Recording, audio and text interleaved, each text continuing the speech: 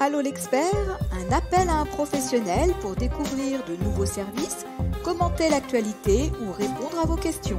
Une émission proposée par monimmeuble.com et animée par Isabelle Dahan. Bonjour, pour notre question à l'expert, aujourd'hui nous allons aborder le sujet du dégorgement des canalisations en copropriété. En effet, un copropriétaire a entendu parler d'un procédé naturel et écologique générant des ultrasons. Pour en savoir plus sur les avantages d'un curage aux ultrasons, je fais appel à Jérôme Bazot, qui est directeur régional chez Hydrosonic. Bonjour Jérôme. Bonjour. Alors, qu'est-ce que vous pouvez nous dire sur ce procédé aux ultrasons? Alors, le procédé aux ultrasons est un procédé innovant avec de multiples avantages. Donc, je vais essayer de vous les énumérer les uns après les autres assez rapidement. Le principal avantage de notre procédé est souvent la qualité retenue par les copropriétaires, c'est que lorsqu'on réalise le curage des canalisations d'évacuation, que ce soit des eaux usées, des eaux vannes ou des eaux pluviales, on n'endommage pas les canalisations. C'est vraiment notre argument principal. D'accord, donc c'est l'argument fort. Donc ce que vous nous avez pas dit, Jérôme, c'est que votre société est spécialisée dans ce domaine. Vous pouvez nous dire un petit mot aussi sur votre entreprise, bien sûr. Le cœur de notre métier, c'est le curage des réseaux d'assainissement dans les copropriétés. Nous intervenons sur toute l'Île-de-France et le marché de la copropriété représente à peu près 80% de notre activité. D'accord. Si on en revient maintenant aux avantages, donc on ne fragilise pas les canalisations, c'est bien ça? C'est ça, oui. Alors je peux vous expliquer pourquoi en fait, parce que si je prends la comparaison avec un curage classique, on utilise une quantité d'eau assez importante avec une pression qui est de l'ordre de 200-300 bars. Et c'est vrai que cette pression plus ce volume d'eau, dans certains cas, peut fragiliser des canalisations qui pourraient être vétustes ou dans un état de corrosion assez avancé. Nous, à l'inverse, on utilise très peu d'eau et on utilise un système avec une buse avec des jets extrêmement fins. Et donc, si vous voulez, les jets sont suffisamment puissants pour désagréger toute la matière qui se trouve à l'intérieur des canalisations et un volume d'eau très limité, ce qui fait qu'au moment du curage, on n'a aucune action mécanique sur les canalisations et on ne les fragilise pas du tout. D'accord. Donc ces jets sont très puissants, d'après ce que j'ai compris, c'est ça? Alors, ils sont très puissants parce que dans nos véhicules, on a un groupe pompe qui est capable de développer à peu près 800 bars de pression. Mais au moment du curage, si vous voulez, on est à moins de 20 bars parce que les jets sont tellement fins, ça représente à peu près 6 jets répartis dans la canalisation. Donc, au moment du curage, on est à moins de 20 bars de pression répartis dans la canalisation. D'accord. Donc c'est aussi pour ça qu'on dit que c'est un procédé écologique. Tout à fait, parce que écologique dans la mesure où la consommation d'eau est faible. À titre de comparaison, un curage classique, on est de l'ordre de 50 à 100 litres par minute et nous, entre 13 et 17 litres. Donc vous voyez, la différence est quand même assez importante.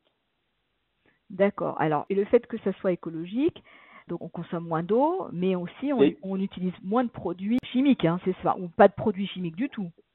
Pas du tout de produits chimiques. C'est uniquement de l'eau. Quand on intervient dans une copropriété, la seule chose qu'on demande, c'est un raccordement à une alimentation d'eau toute simple. Et c'est uniquement de l'eau. Voilà. Il n'y a aucun produit additif. D'accord. Alors ça peut prendre combien de temps? C'est une intervention qui peut être rapide ou qui peut être longue, ça dépend de la longueur des canalisations, comment ça se passe? Tout à fait, oui. Ça dépend en fait de la taille de la copropriété, du nombre de canalisations à traiter. Donc en fait, c'est très variable d'un chantier à l'autre.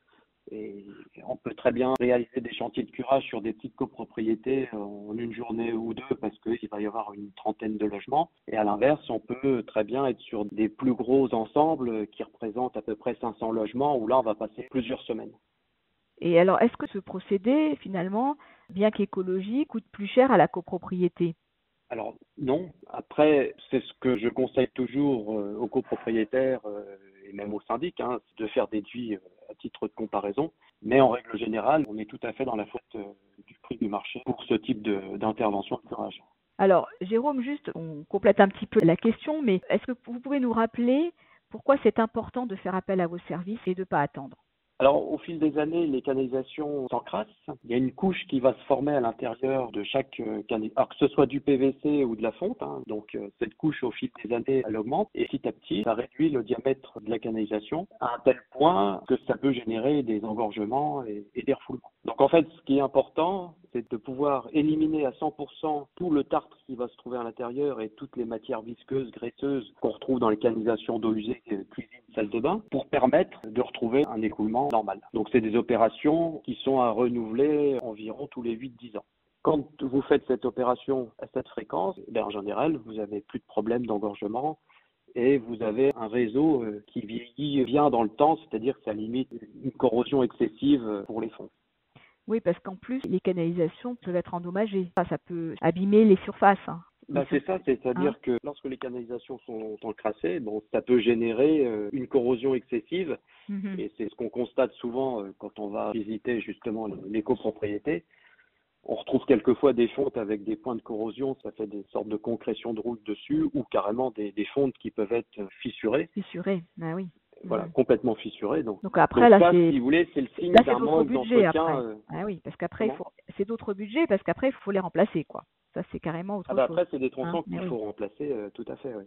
D'accord. Jérôme Bazot, merci pour toutes ces précisions. Je pense que notre copropriétaire aura largement eu la réponse à sa question et on ne manquera pas de vous contacter au besoin pour les copropriétés qui nous écoutent et qui ont besoin de vos services, bien entendu. Voilà. On vous souhaite une très belle journée et on vous dit à bientôt dans les pages de monimmeuble.com. Voilà. Au revoir. Merci beaucoup. Merci. Au revoir. Allô l'expert, un appel à un professionnel pour découvrir de nouveaux services, commenter l'actualité ou répondre à vos questions. Une émission proposée par monimmeuble.com et animée par Isabelle Dahan.